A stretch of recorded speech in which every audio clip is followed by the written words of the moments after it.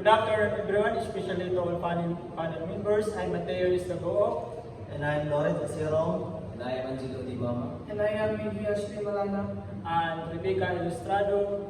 We are here to represent our capstone project, which is the comparative design and analysis of mechanically stabilized earth wall and conventional gabions retaining wall structures together with our roads, erosions, mitigations in Barangay Dulibamang, Bulacan, Pampanga.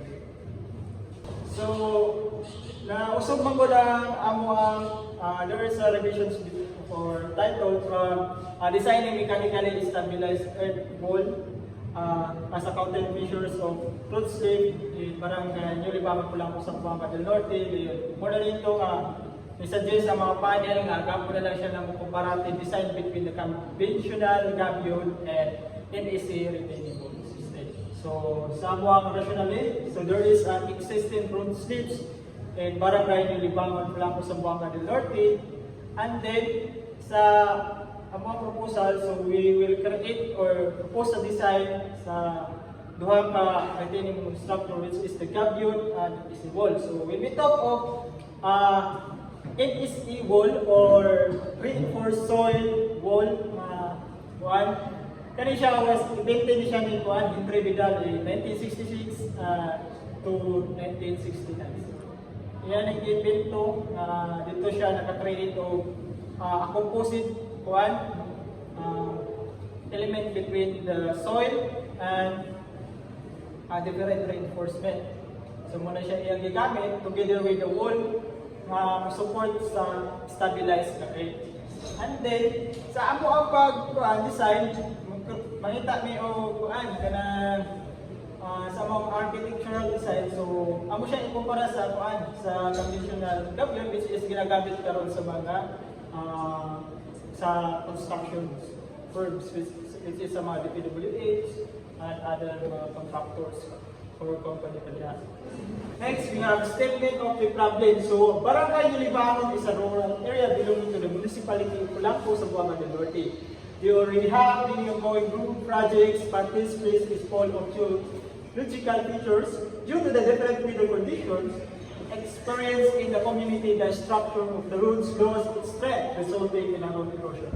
And based on what we see in the study area and relate to this existing study, we inspired to compare the two methods and by means of stabilizing the soil using two types of retaining wall system, and to make the gap regarding the security of strategy to counter-measure this system problem on the particular condition, the people, environment effects, and economic damage prevention. So dito sa amang papalitan naman sa na problem, which is the slope stability. So in order to countermeasure the slope stability sa sa road, kay na may napandito na road na erode na gud siya tungod kay agi sa ulan at also taas ni bigay ang structure ng gimag ito. So this ang pagpangalan ng mga detail na so nakakita ni ugap to na regards po siya sa prevention at also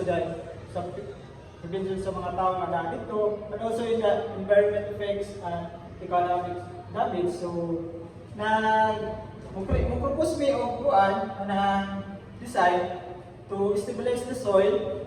So amo siya i-compare para makita na mo kung which is masaya ang kung makita mi kung yung baka cost effectiveness, which is usay ang ayan na structures nga para dito na stabilize siya, and then dili ko kay siya tangkong mahal, and then dugay ko siya, mahal man siya, pero ang lifespan sa structure dugay na ang pagkata sa study.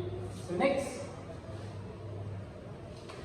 muna yung statement of problem, makita na ito nga there is an existing road erosions in the study area, which is in Barangay Dulibamang, Zamboanga del Norte. So muna siya nakita po so taas kayo siya damages, which is maka-create din siya na damage not only sa but also the people that can existing structure, which is the road na makapikot sa salpuan sa kinabuhi sa mga tao na dito, especially the motorized na mga labay. Next, the objectives. What are our objective? First is evaluate the extent and causes of road slips and stability and slope instability based on situational report conducted by the first DEO of Zamboanga del Norte. Kulang ko mag-view this road, which is kanina 1,840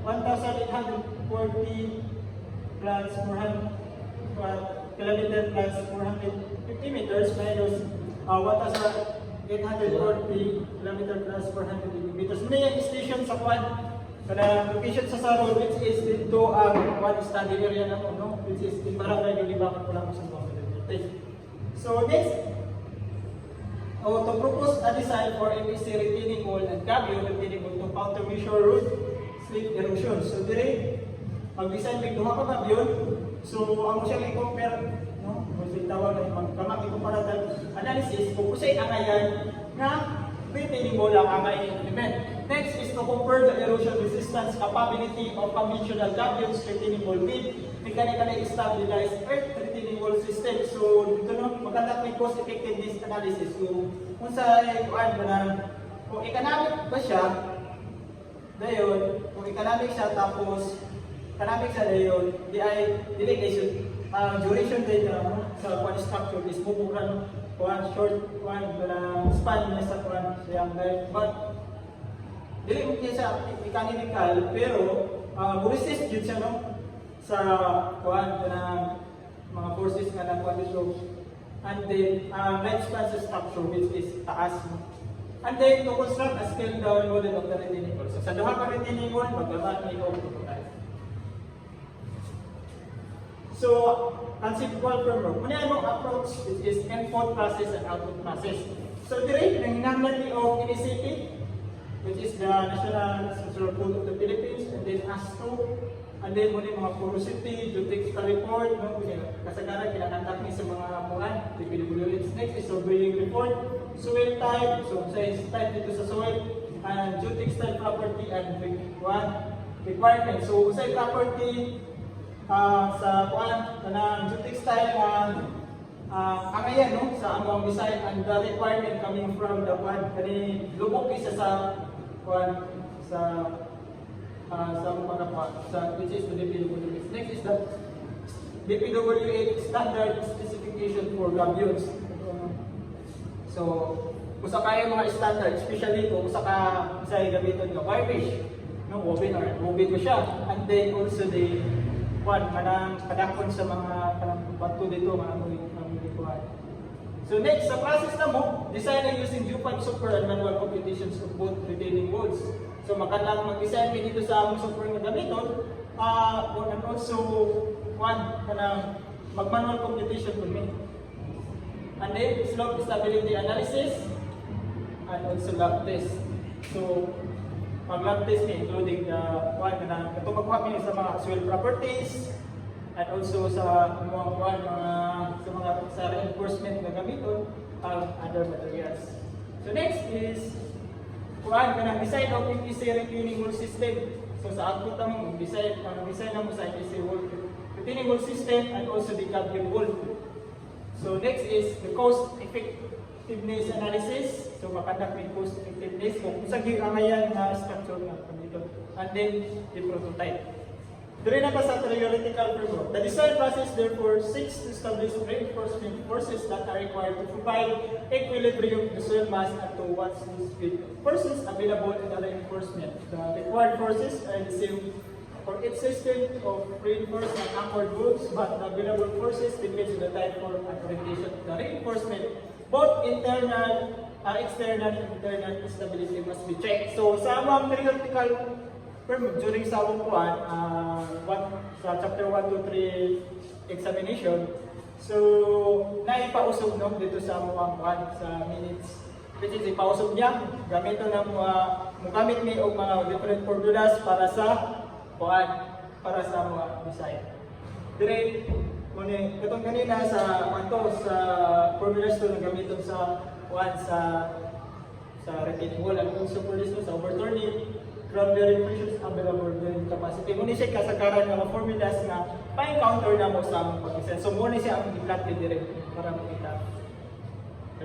Muna gamito sa So dire sa kuha ni siya sa gabyon, no? Kung say gamiton nga mga factor of safety, ano, it is equal to 2.0 ni siya, no? Na 2.0 siya tanan. So dire ra taman niya ang factor of safety. Kung sa pag-solve na po dapat dili x. Next sa research method. So mo ni ang research design. So first, the study area. So dito sa study area sunod site investigation may. So kaya mga klase sa mga site investigation, so including the kanang mga surveying, nagtawa ng lugar dito, i-check na po sa mga problem. Ngayon, mga data nga muna po para sa mga architectural design. And then, no, sa soil data and geotechnical report. So kani soil data and geotechnical report, so para ni siya sa kato amo ang objective 1, which is para sa makuha mo kung sa kayo mga causes why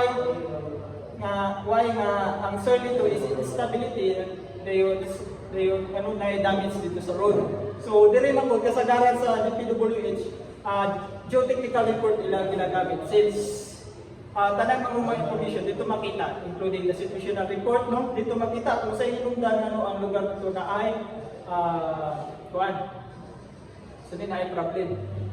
So next is design and analysis of both retaining wall. So muna ang approach, muna mo answer sa objective 2, which is to design with duha ka retaining wall, which is the EPC wall of ang gabyon.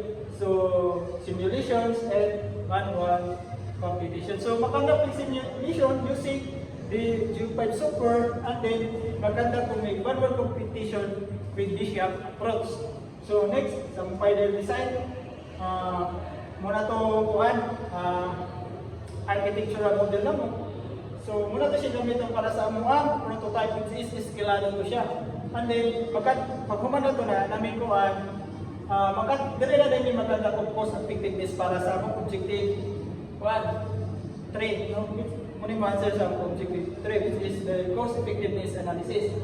And then maganda ito conclusions and recommendations kung usag yun ay ang ngayon may structure kaya na implement dito sa study area naman. Next is research local. So ano siya ang study area naman, which pwedeng location services. This study will focus on how to design a PC wall that can prevent road slips on the Pulang Malkilis Road, Mariyang Station, 1,840 km plus 450 meters plus 1,840 km plus 410 meters in Barangay Lulibang, sa Buanga Norte. This was situated in 8 degrees and 32 minutes north and 122 degrees 22 minutes east in the island of Mindanao. So muna naka-location, no? Kung inyong natawag sa sa Google Maps, so da naka-situation na mo ang kanang study area. Next is the research materials used, no? Muna ka kasagalan na kanang total station, which is some surveying is ang sa investigation. So kami ito naman sa pagkuha sa mga soil properties.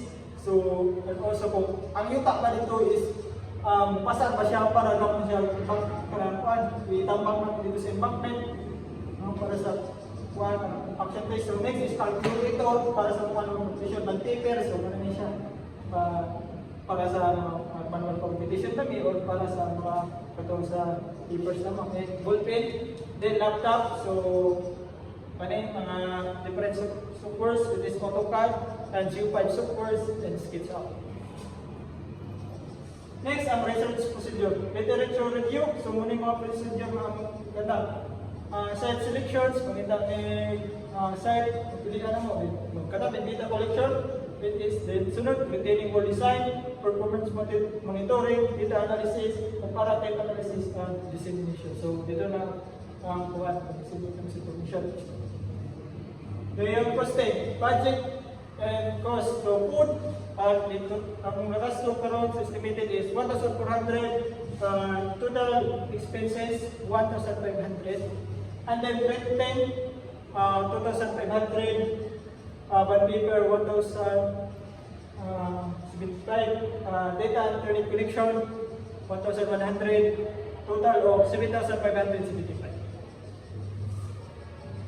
So, target days of accomplishment. So, from January, may nagsugod sa pag-propose naman sa mga title. Then, nakuhaan, na human ko siya, dawat. And then, February, from January 28 to February, selection of topic. February 20, 2024 to kuhaan, to February 27, constructing chapter 1 and data gathering. February 27 to March 22, literature review. Then March 22 to September 30, research methodology and plan. Then finalizing mo, which is September 30 to March 24 to March 24, 2025, and then final output will be how many siya sa March 24, 2025.